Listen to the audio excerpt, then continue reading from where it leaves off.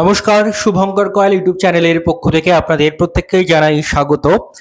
আপনারা জানেন অলরেডি পিএসসির তরফ থেকে আজকে একটা প্রেস কনফারেন্স করেছেন পিএসসির চেয়ারম্যান, এবং সেখানে পিএসসির এক্সাম রিলেটেড বিভিন্ন ইনফরমেশন দেওয়া হয়েছে।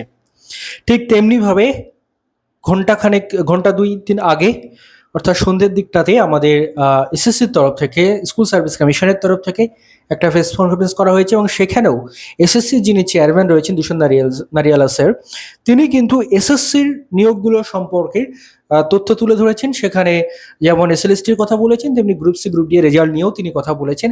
এক্স্যাক্টলি তিনি কি বললেন, গুরুত্বপূর্ণ জায়গাটা আমি আপনাদের শোনাতে চাই, তারপরে এটা নিয়ে আলোচনায় আসবো। প্রথমত আপনারা শুনে নিন এসএসসির চেয়ারম্যান এই ঘন্টা 2 আগে কি বললেন প্রেস কনফারেন্স করে এসএসসি নিয়োগগুলো সম্পর্কে। রিক্রুটমেন্টে কাজ চলছে, আমাদের স্টেট লেভেল সিলেকশন টেস্ট 2025 এ কাজ চলছে। এতে খুব দ্রুত গতিতে কাজ করার পরিকল্পনা নিয়েছি। যত তাড়া করে হোক the recruitment process will be completed. আমরা অনারেবল সুপ্রিম কোর্টের ডাইরেকশনে ওটা করা হচ্ছে as per orders from time to time. তো ওটা আমরা সবসময় as per the direction of the court আমরা এগোচ্ছি।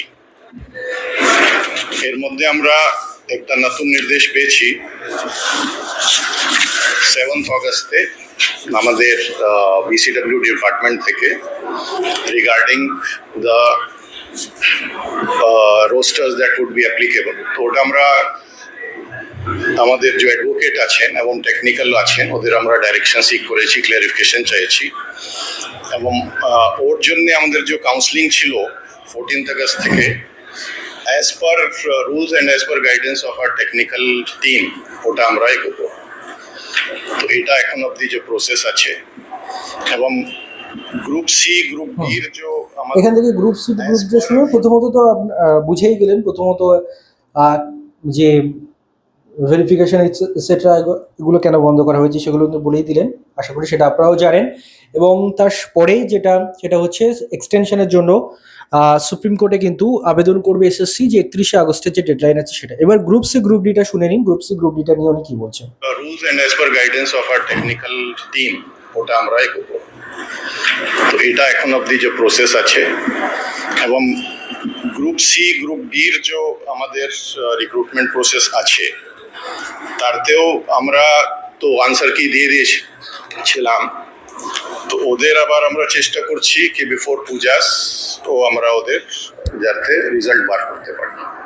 এবিপি আনন্দ এগিয়ে থাকে, এগিয়ে।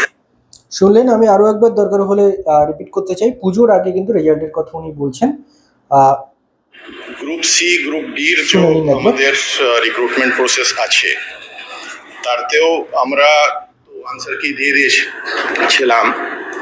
তো ওদের আবার আমরা চেষ্টা করছি কি বিফোর পূজাস তো আমরা ওদের যাতে রেজাল্ট বার করতে পারি। এবিপি। তো এই হচ্ছে খবর গ্রুপ সি গ্রুপ ডি এর রেজাল্ট। এসএসসি চেয়ারম্যান তিনি যেটা জানালেন যে পুজোর আগে SSC group C group D এর রেজাল্ট কিন্তু পাবলিশ করার চেষ্টা করছে এসএসসি, এবং বাকি যে রিক্রুটমেন্টগুলো সেগুলো নিয়েও কাজ চলছে, এবং সেটা 31শে আগস্টের মধ্যে শেষ হবে না, সময় লাগতে পারে এটাতেও। এবং সেটা তার জন্য সুপ্রিম কোর্টে কিন্তু এসএসসি আবেদন করবে যে 31শে আগস্টের যে ডেডলাইন সেটা এক্সটেন্ড করার জন্য। সবচেয়ে গুরুত্বপূর্ণ হচ্ছে গ্রুপ সি গ্রুপ ডি এর ব্যাপারটা বহুজনের কাছে, কারণ বাকিগুলো নিয়েও কিছু জানা গেলেও গ্রুপ সি গ্রুপ ডি নিয়ে কোনো জায়গা থেকে কিছু জানা যাচ্ছিল না, একদম নিশ্চুপ হয়েছিল। আজকে চেয়ারম্যান স্যারের কথা অনুযায়ী পুজোর আগে যে রেজাল্ট আসতে পারে গ্রুপ সি গ্রুপ ডি এর, তেমনটা কিন্তু মনে করা যাচ্ছে, এবং তেমনটাই কাজ চলছে। আশা করি চেয়ারম্যানের তরফ থেকে যখন খবরটা আসছে তখন সেটা বিশ্বাসযোগ্য অনেকটাই বেশি হয়।